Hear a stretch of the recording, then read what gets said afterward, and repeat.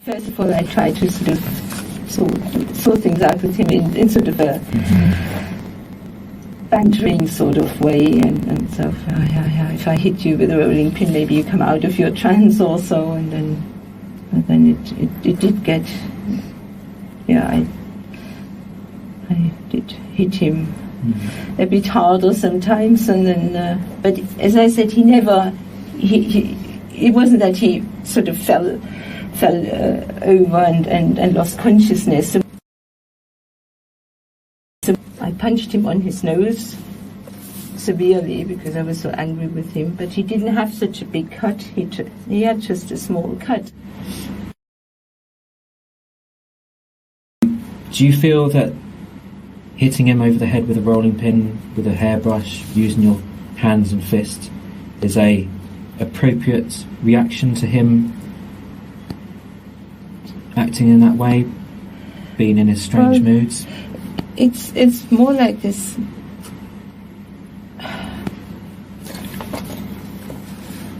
helping him to come out of some sort of peculiar trance. You've obviously had to reach to push him.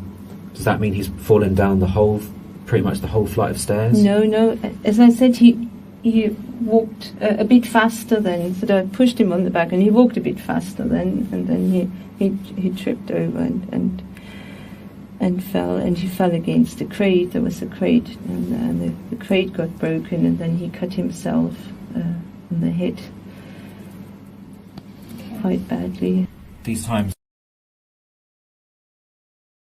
you've hit him, they weren't a result of him being violent to you? No. Or was he or being aggressive towards you? No. Within your family, what would you say your role is? I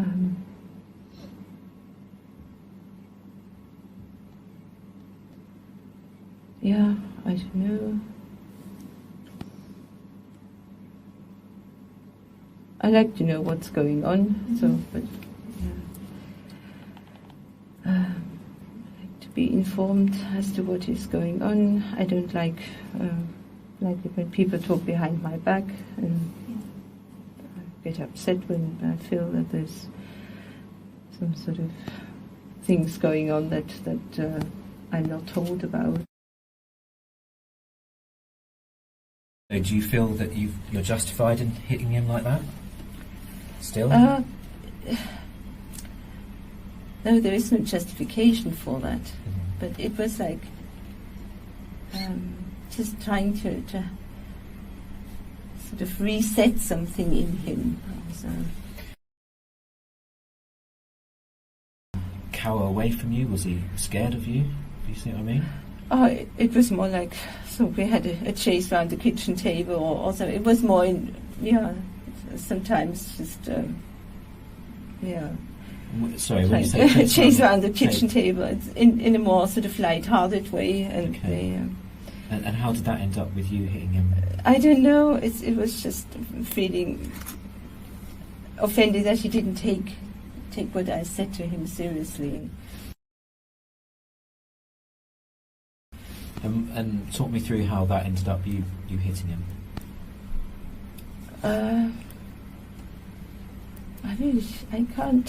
I can't put in words to it. Police discovered Hannegret's diary cataloguing the systemic abuse of Christopher.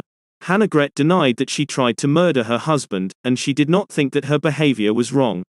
She said it was all done in banter, and it was a bit of a joke between her and her children. The police wanted to charge Hannegret with murder, however, because the post-mortem revealed that the cause of death was from pneumonia, the charge of murder would be more difficult to prove in court. They would have to convince the jury that Hannegret had intended to kill Christopher by beating him in the way she did. A Section 18 grievous bodily harm, wounding with intent is easier to prove because it was evident Hannegret had beaten Christopher repeatedly over a number of years, and that she knew exactly what she was doing. She had admitted it herself. A wounding with intent charge is just short of murder, and the maximum sentence it carries is life imprisonment.